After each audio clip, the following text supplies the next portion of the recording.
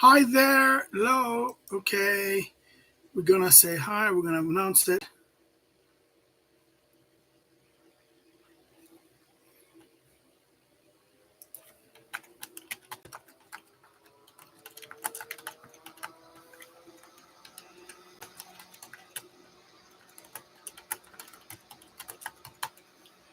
Hurrah, hurrah, hurrah. Hi there, everyone. Welcome to the return of the Friday live stream. It's been a kind of rough week or two.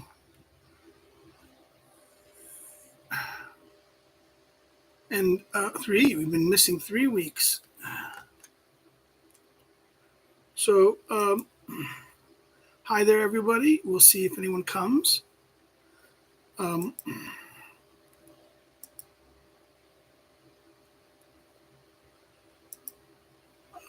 Welcome to the Friday live stream.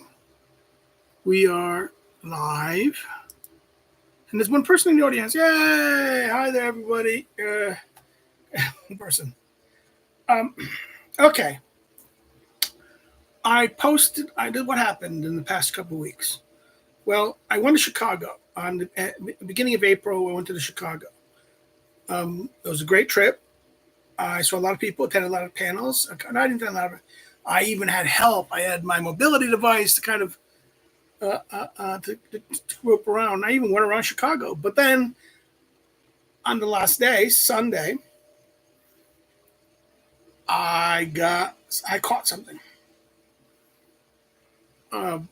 I started having a sinus infection. It turned clearly to a sinus infection. And then it went to flu. And it was like on Monday, it was like, oh God, miserable. The 10-hour flight home was a complete, at least it was a one flight, not having to get off someplace. We used Polish Airlines. So it's one time, one flight, Chicago to that. In fact, last night, Sunday night, we went get some takeout taken to the restaurant because one of the things that killed hotels after COVID was no more room service. And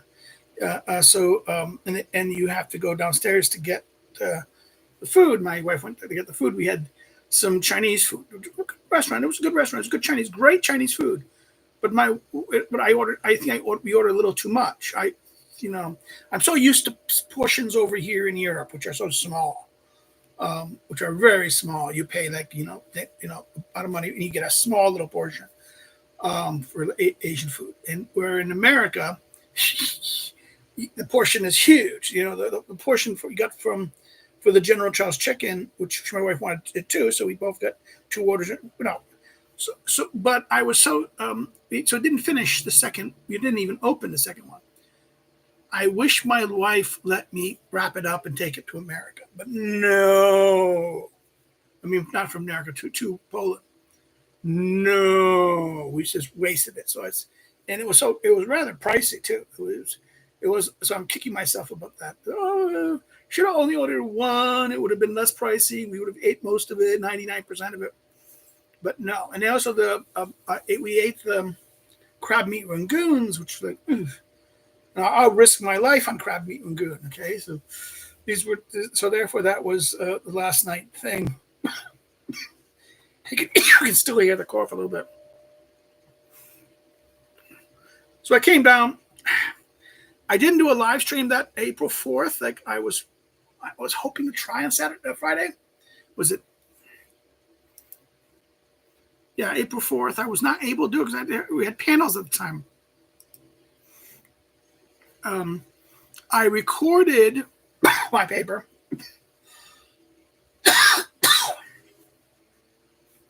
on my tablet, and we posted it for the group. And it's gotten a lot of hits. Pardon the coughing. Yeah.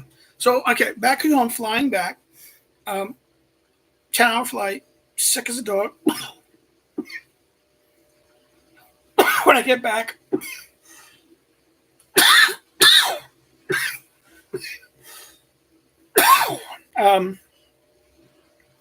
it doesn't get better. In fact, the next week I had to cancel class. I mean, I missed last Monday, Tuesday because we're flying back. And the next class week, the beginning of Holy Week, Monday, Tuesday was the beginning of Holy Week, but they had class scheduled. I was still sick like a dog. I canceled Sunday night. It was obvious I wasn't getting better. It was still hacking up green crap. It was very unpleasant.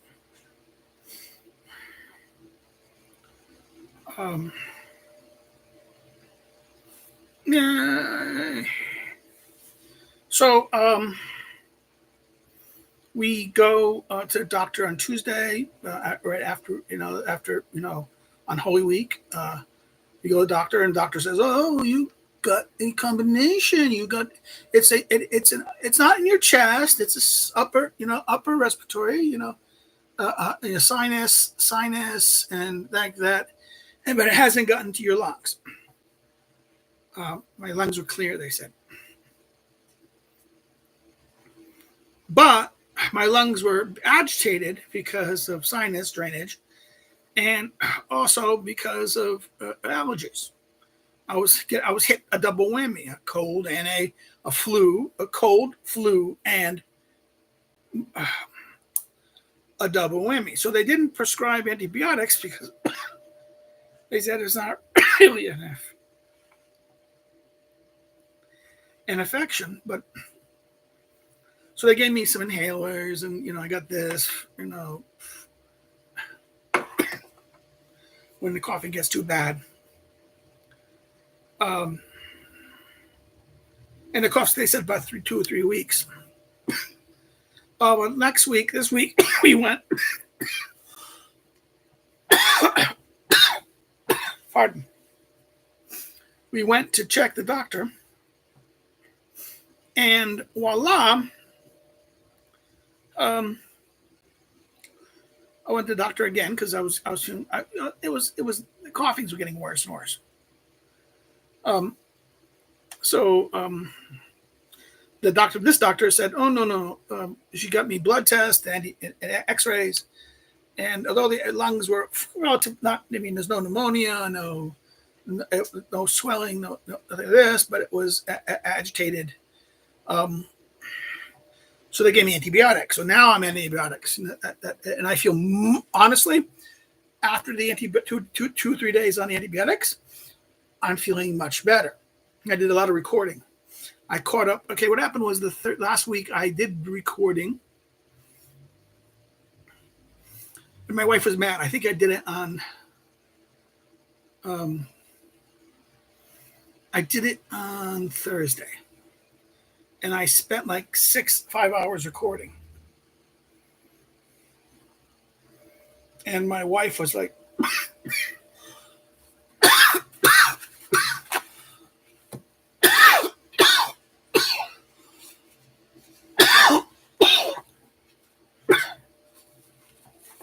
pardon.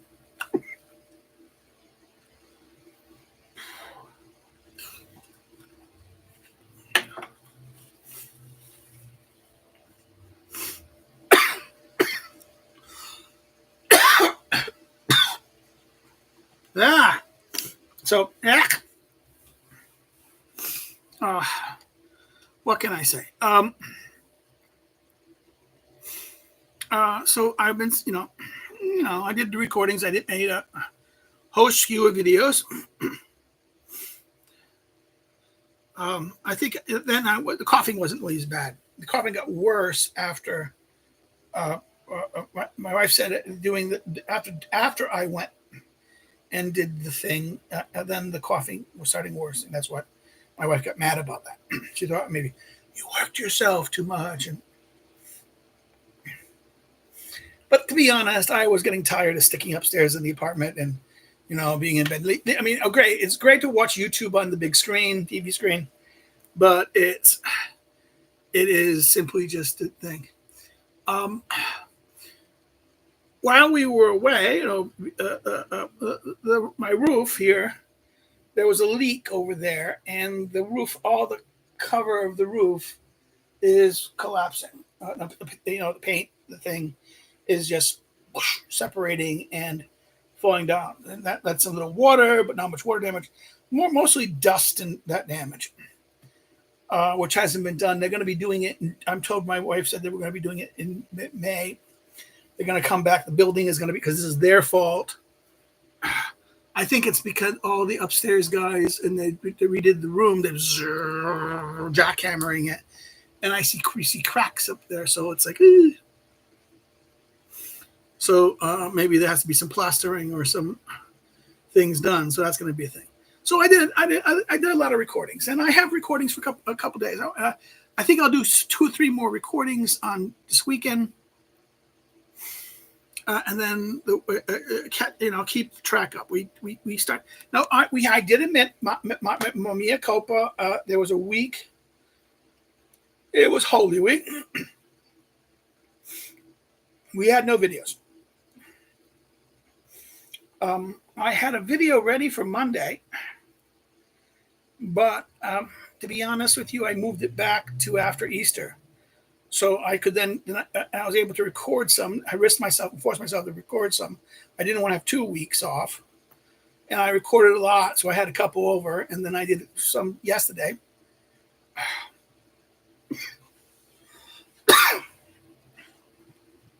So it's wrapping up book 1 of the discourses and starting book 2.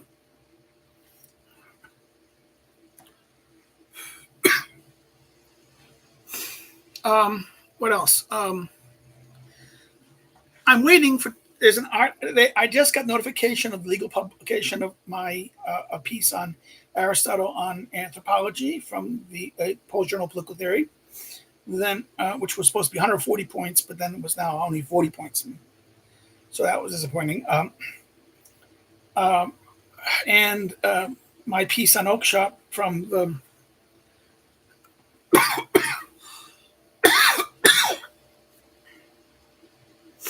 the Polish Journal, Kronos. Again, 40 points, not bad. And then another piece on I submitted. I haven't heard back from yet. They haven't edited it back, and I haven't heard anything back yet for the Polish Political Science Review on the ancient and modern political form, the political form and the social form. So I haven't heard about my academic one. My publications for. I noted this. What can I say? I've been doing some publications for what did I call it?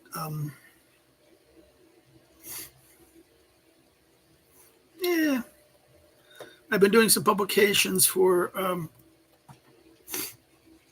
the Miss Tolkien. Let me not butcher the name. Okay. Not butcher the name. I should.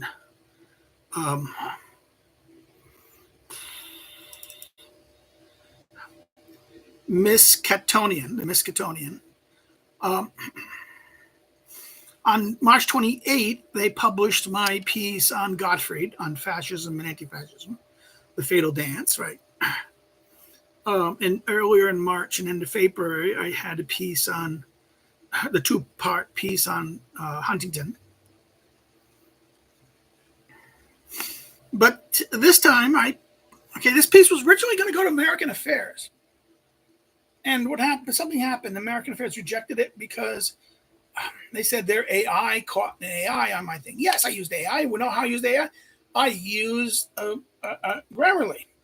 I use Grammarly to basically stop my typos because I have dyslexia, so I make huge type. When I type, sometimes I will have huge spelling and not only spelling errors, but maybe sometimes even parts of sentences would be the wrong way because of the effect of this. That's why I always had to edit and take care of writing.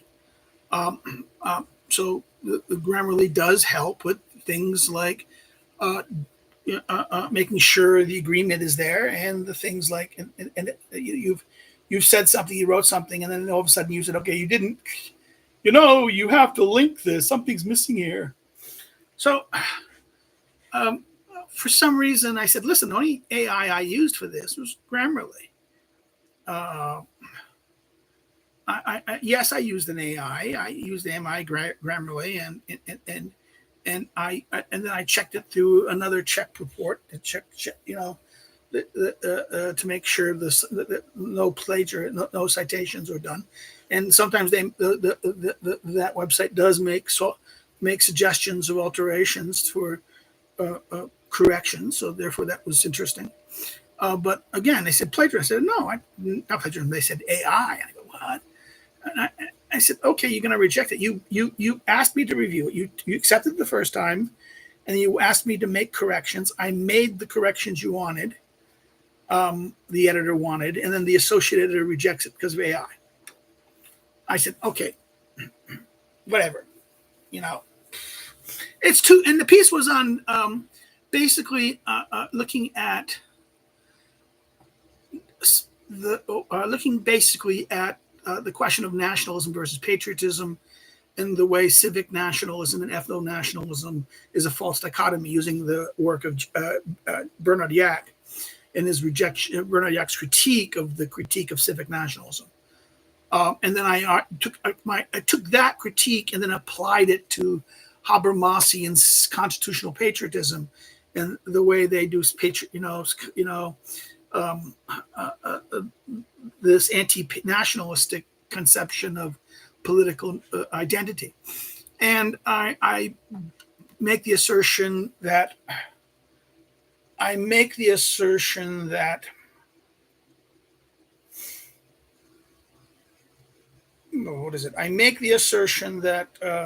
constitutional patriotism is a form of civic nationalism, and thus over time that even that becomes an ethno-nationalism. So, and this is what I published at Miskatonian on the 21st. I thank them for publishing. They say, "Oh, okay. I mean, you're an editor there. I'm just an editor in the sense that they senior editors, because they wanted someone. I will try to publish something once every month if they want me to. If not, to get more people to apply."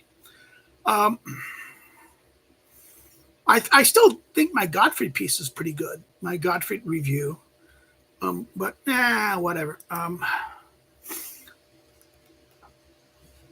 I bought some books at the conference. It was a very interesting. I bought this book by Lawrence Cooper on Rousseau that I really was interested in. Going to an association conference, you get 40, sometimes 50% off, and sometimes the last day you can get up to 80% or even for bricks for free. Like I got these two books for free. I got the books that I wanted and books that were very expensive. This is over $100. Okay, the paperback. Rousseau, basically, this is Joshua King's new book, Rousseau on the Limits of the International Liberal Order, which takes Rousseau and looks at the critique of neoliberals, the modern liberal order, and makes a very good analysis of this. I think this is a very good piece.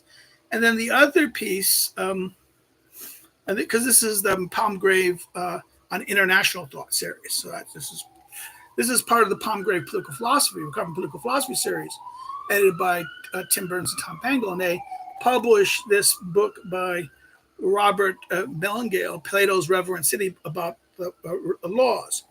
Again, this is like $60, so we got it for $10. I actually got it free. Free. This is another book I got. I got two other books free that were very interesting. A book by Suni. It was just left it, Naomi Retrode's commentary on opining beauty itself, the ordinary person and Plato's forms.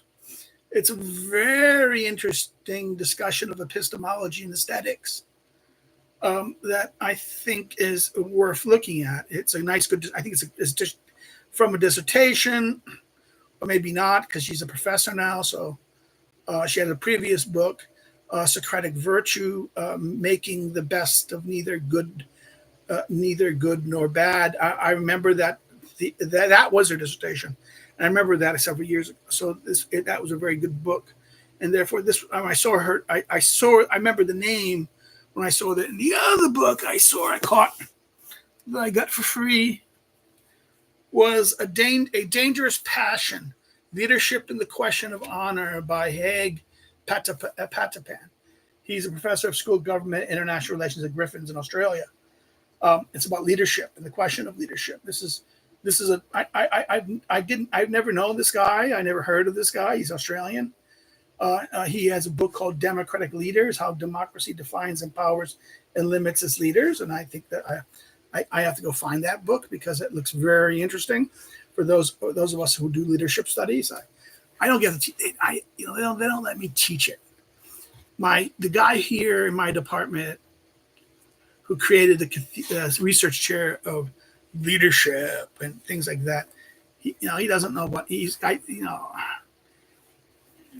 I won't say anything. I don't want to get in trouble. But this looks very interesting.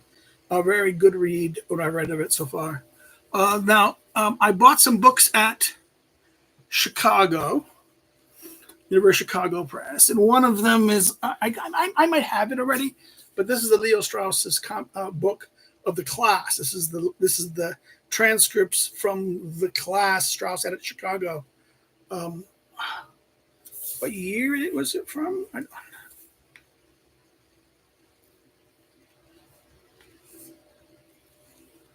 I forget the year of the class.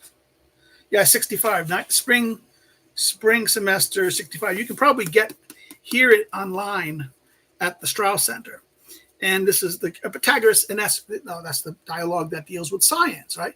Pythagoras is the man who says man is the measure of all things, and offers the Pythagorean theorem and the ideas of this kind of mathematical rationality and the application of this this theory, this things about the ideas or at the level of constant mathematical things, eternal things, and that could have a basis to understand political things, the theory on practice, right? In other words, this idea that theory can shape practices. And this is why Pythagoras is a very important dialogue for those of us who want to reject modern, because what is modern theory? Modern ontology from Kant onwards, modern science. For all modern social sciences claims that it's not based on this. It's not a axiomatic modeling system. It is because of its assumptions of certain kind of scientific universal rationality. Because it favors this. It doesn't like the particularist. The other thing I got was a Sunni that I had to pay for this one. I didn't get this free. Sunni Frustrated Nationalism. It's a good series of lectures about nationalism and which is very interesting. They had chapters on opens up the Frustrated National 21st Century, U.S. Foreign Policy and Self-Determination by David Run. The Secular Turn, or the Quebec, Quebec consciousness, the question of that, the Quebec and what happened in Quebec and why it went secular and it kind of ran away from Quebec ethno-nationalism. Nation building in the Union States of Scotland and therefore Scottish nationalism and the Don Quixotean direction that it took. Chapter 5 is some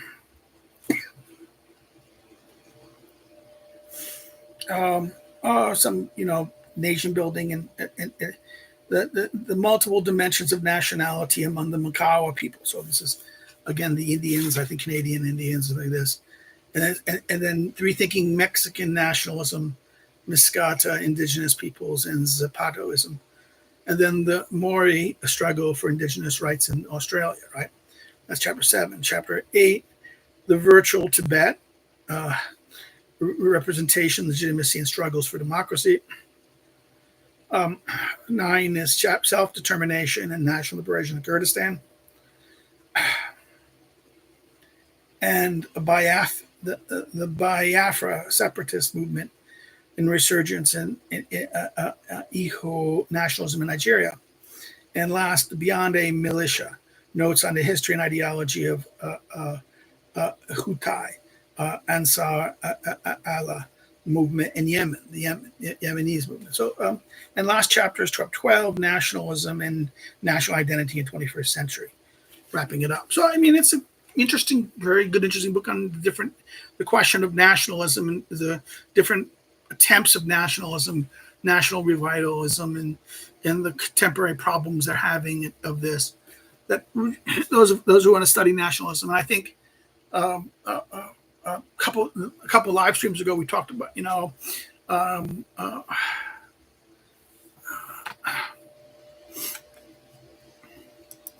Corlitz James asked me about he read a book on nationalism. I think is it Lee Greenberg's book. Greenfield, not Greenberg, Greenfield book. And I kind of, so two live streams ago,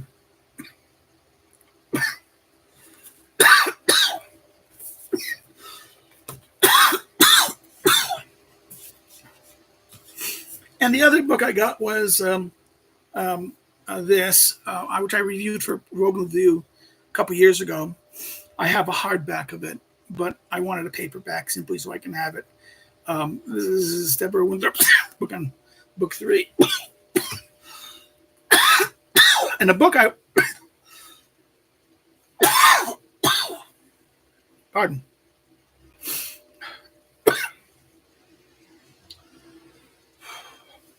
And the book I wanted to get, but they couldn't sell it because someone else asked for it first at the conference. So I had to order, and they couldn't order it because of the stupid regulations by the EU, because they do it through the British one. And if I order from the British one, I get the discount, but I would get clobbered with the import fees and the regulatory, and I probably it becomes a big pain. This is John, I say his name, Bosuma, LSU PhD. I think he's now at, it says he's at Wisconsin, but I'm not sure he's at Wisconsin still. I think he got a job someplace.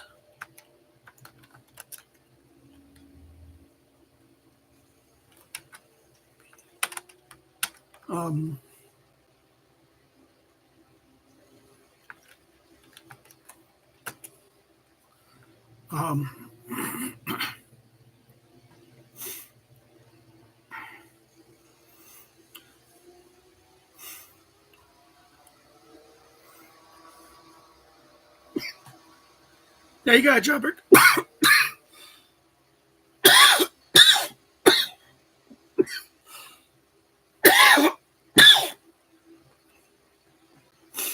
At Christendom College, apparently,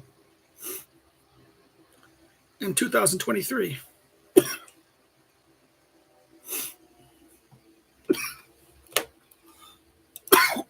Pardon. This is his book on Aristotle's quarrel with Socrates. It's about friendship and the question of that. It's a good book. I have some issues with it. I remember meeting him in a panel together. He was doing something on slavery, and I thought, it was like how many years ago? It's like 4 years ago. No, it was in 2021. 2021 at the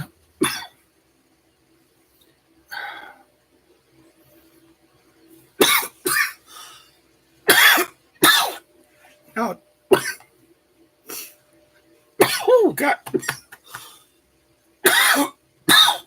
I apologize.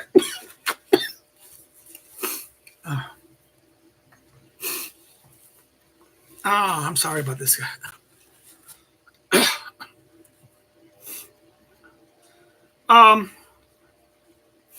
Yeah, I had a conference. I forget either 2020. No, like 2021. It was. It was 20 still under. It was still under the lockdown. Midwest Total Virtual Conference. And then on 2022, I went to the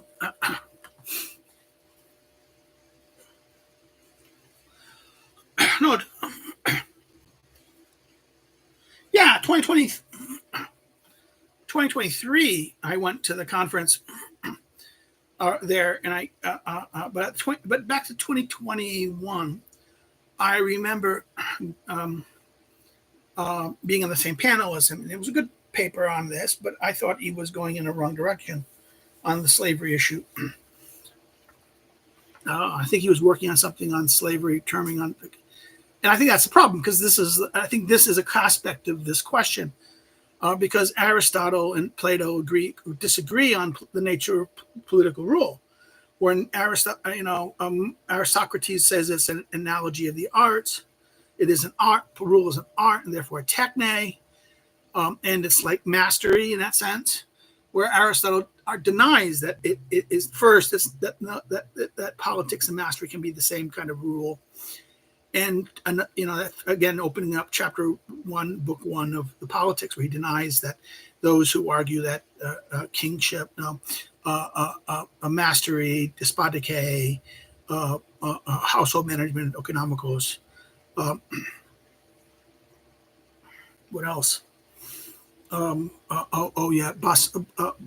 Basileus, kingship, and politicos, a political rule, are the same, and the only thing differing is size. He says, no, they differ in kind, they differ in type. And therefore, there's a fundamental misunderstanding of that question, but also the question of the Socratic question of the techne versus something phonesis. In other words, that it's not a making in that sense, it's a doing. The other book last book I want to talk about is this one. It's a very good book. This is Etienne Helpler's book, Oikonomia, which is Ancient Greek Philosophers and the Meaning of the Economic Life. And it's a very good book on the question of how the Greeks understood economics. And it was more than merely just trade and commerce, and it's a way of living.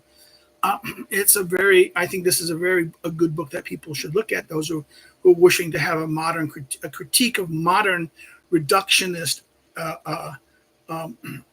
understandings of economics.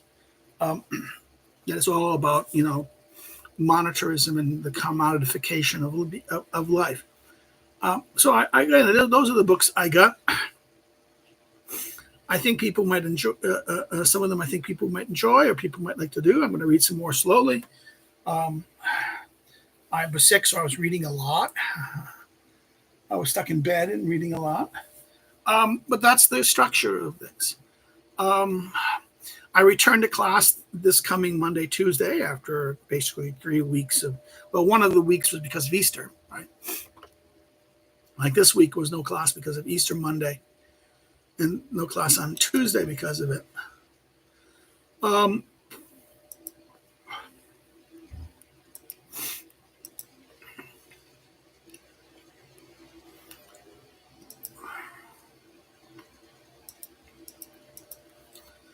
People driving me crazy.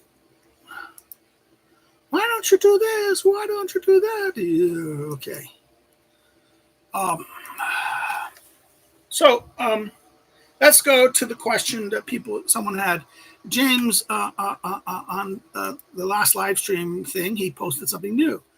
He says, I hope you had a pleasant Easter. And we did have a decent Easter in that sense. We had Easter ham, baked ham, so I love the thing. I'm not sure if my wife took a picture of it this time.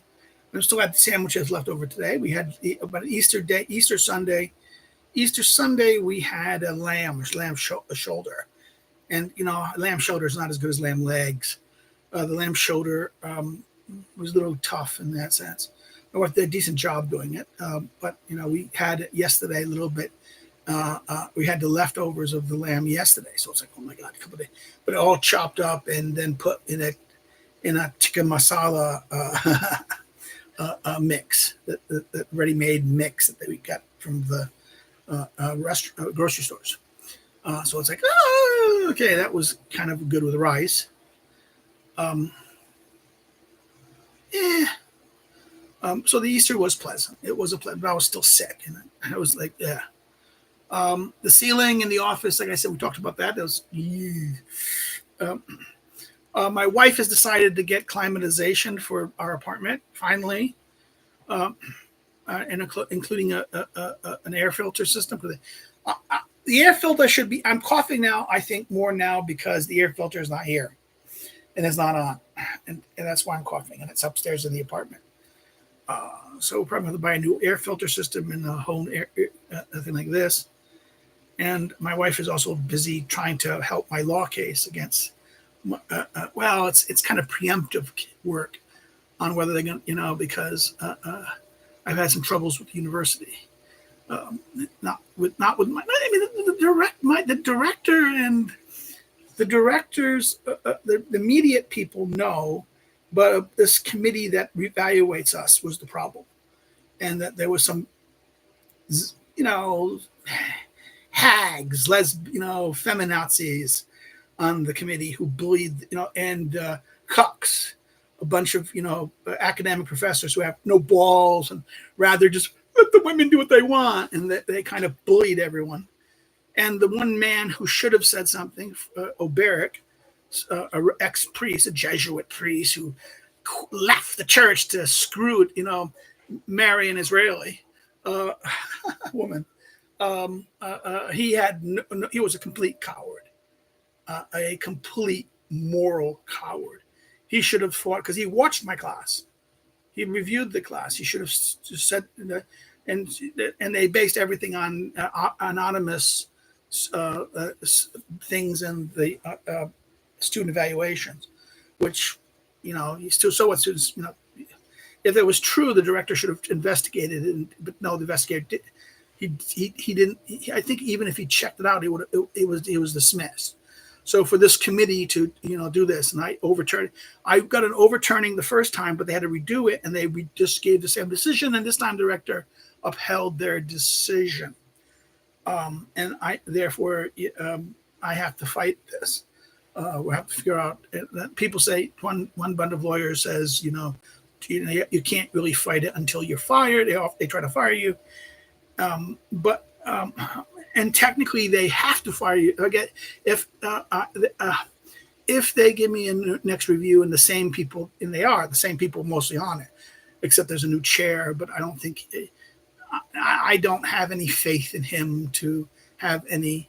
I will go to. I might bully him and saying, "Listen, you get as bad as evaluations on me. That if you don't get a negative review, I shouldn't get a negative review." In this sense, so no. And if you're only going to have one scapegoat, it's not going to be me. So I'm just getting ready for the lawsuit, and that's costing money as the stupid climatization of the climatization thing for the apartment is going to cost money. So it's been like, and I had to deal with the stupid university because of my trip, the money issues. I had to send them the documents. I sent them the documents, and I hope I might have a little bit of money extra over my budget. I said, do I have to write a letter to get more, to request a permission to get paid at something? They have not replied on this. I haven't heard, so I'll probably hear this week on that. What else?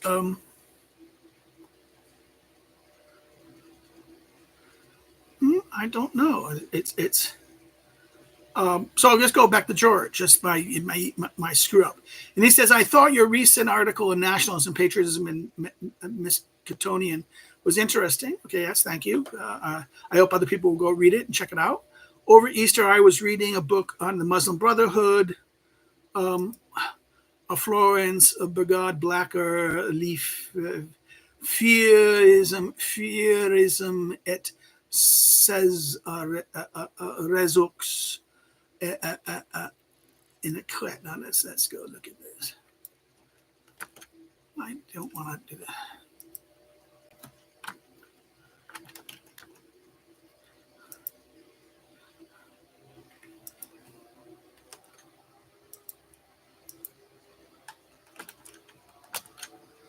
The Brotherhood and its networks and investigations about the Islamic Brotherhoods.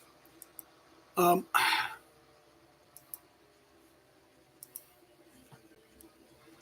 and he wrote he's reading a book about the Brotherhoods, about a it's by a French anthropologist, he says, who spent a lot of her career studying the Brotherhood in Europe. She's critical from a French secular perspective, but it touches a lot on the issues that come up around the question of Islam in Europe and the West in general, and generally. The part about attributes to Islam in the European academia and among the political left seem to be politically relevant. She's concerned by what she sees as an uncritical acceptance of Islamic perspectives by secular European academics, because these perspectives are anti-Western and because they want to avoid conflict. In other words, yeah, they're cowards. Academics, liberal, nice bourgeois academics are moral cowards. Most academics, because they are in these nice professional jobs, they're very comfortable in those professional jobs, and therefore they're bourgeoisie. They're part of the bourgeois in that sense. Not the bourgeois, and it's the modern bourgeoisie, which it's not the entrepreneurial class. It's this professional. It's I would even say that Rousseau's conception of bourgeois is really misplaced, because that bourgeois is that bourgeois is the beginning of that. Now, he's talking about the French. When he talks about the bourgeois, he's talking about this class of people that's in urban society. So it's the urban professionals he's talking about. Whereas most people, when talk about bourgeoisie, the middle classes, we think about is the small businessmen, the businessmen, the people who create companies, the entrepreneurs. This is how Marx understood them. These people who create capital, that make entrepreneur, they start businesses, they do it. The Marxian conception of bourgeoisie is completely different than the Rousseauian. The Rousseauian kind of sees it as an urban class, a professional class, a leisure class, not a because entrepreneurs are not leisure based. They're the opposite. They work. So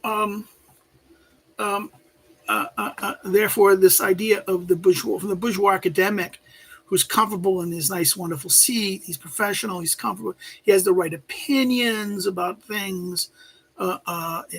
He's liked, and they all think the same kind of thinking. They all like the same world. They don't want conflict. They don't like to, they want everyone thinking the same thing. Group thought.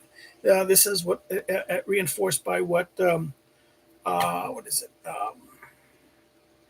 Come on. The famous American epistemological philosopher and his concept of the paradigm.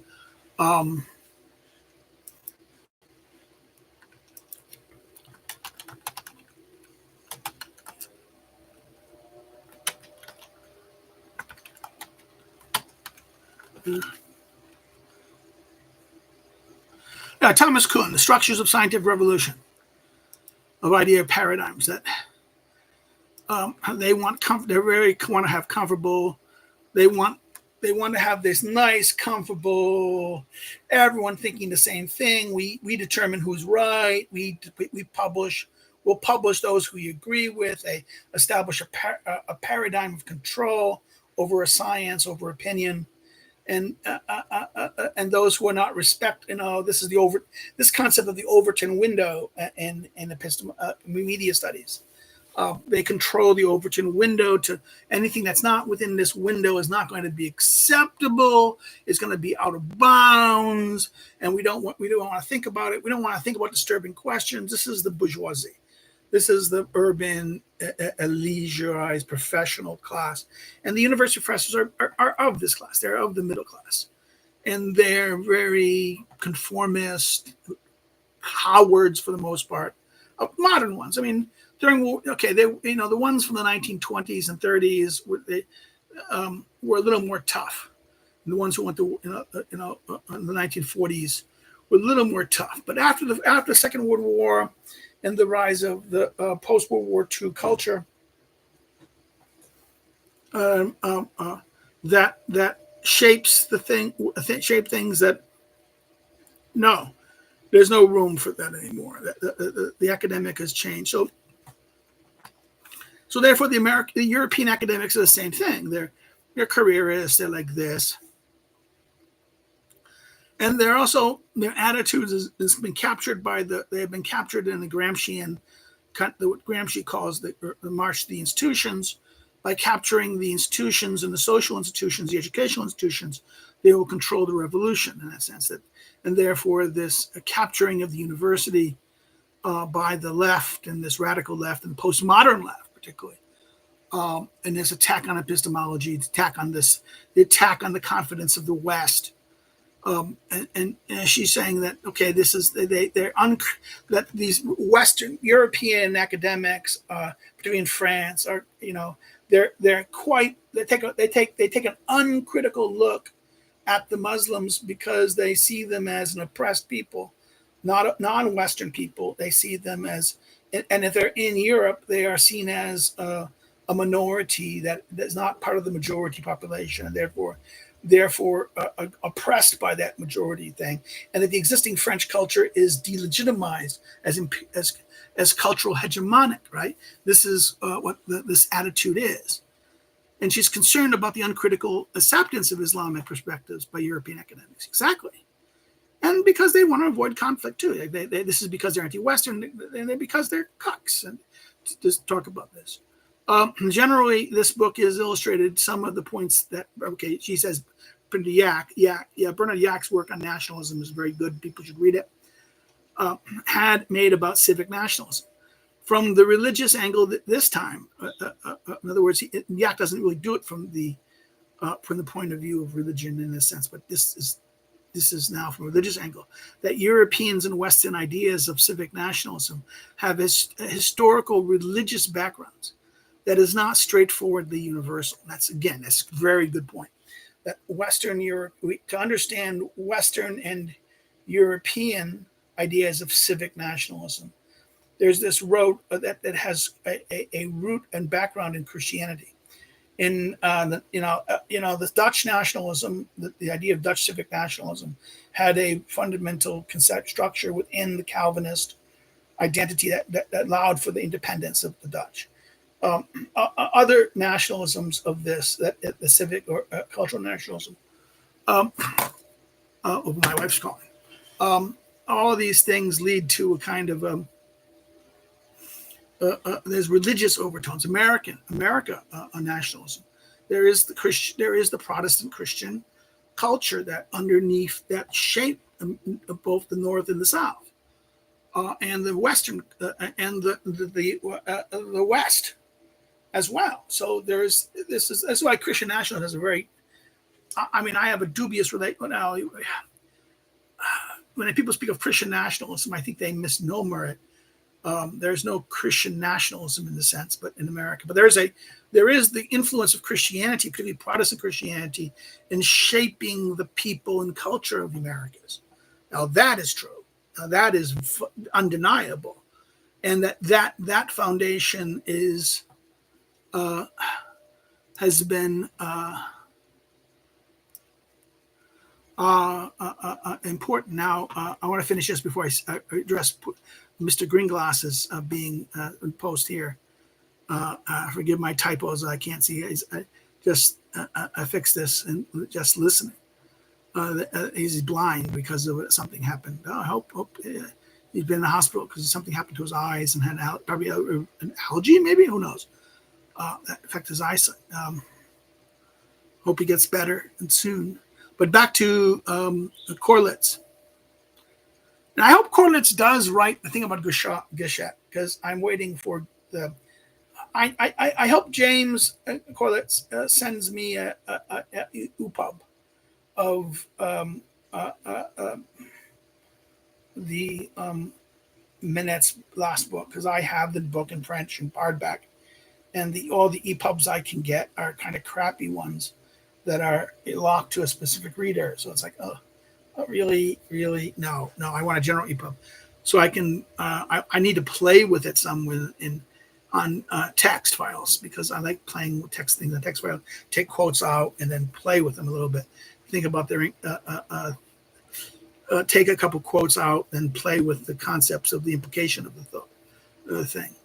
So it is kind of useful in that sense. And I think Yak is a very, so he says that Gauchet's work seems to underline this point as well about the question of religion. That's in the religion, the important aspect of religion plays within the identity of a people. I've been watching The Rest is History about the rise of the Franks, which is very interesting, even though I don't necessarily agree with Tom Holland.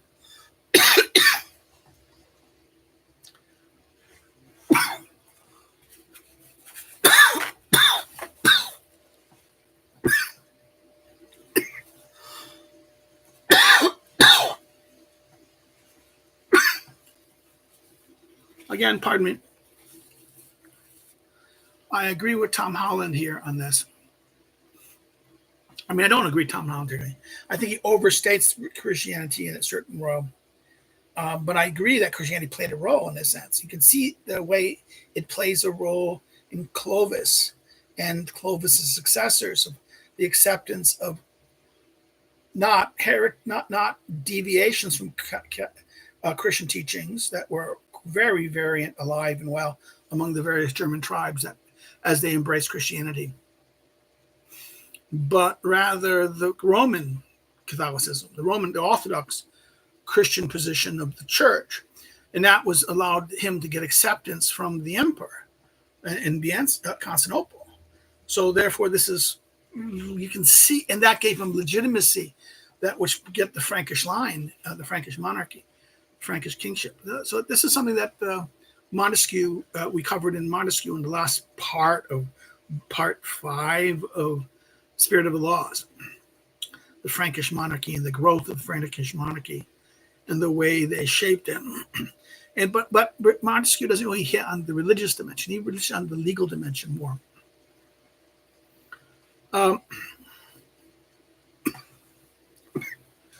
Or we're near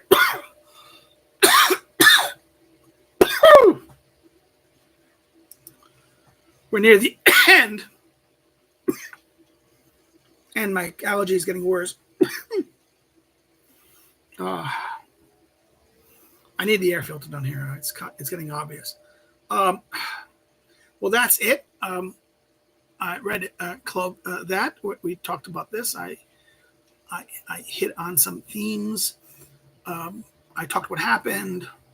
I hope people forgive me for not having the live stream the last 3 weeks. British break.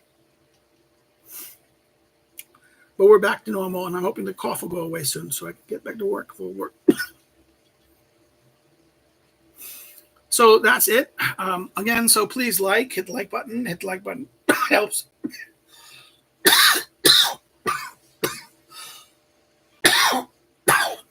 Like and share, and take care. See you next week. Have a good weekend. Bye-bye.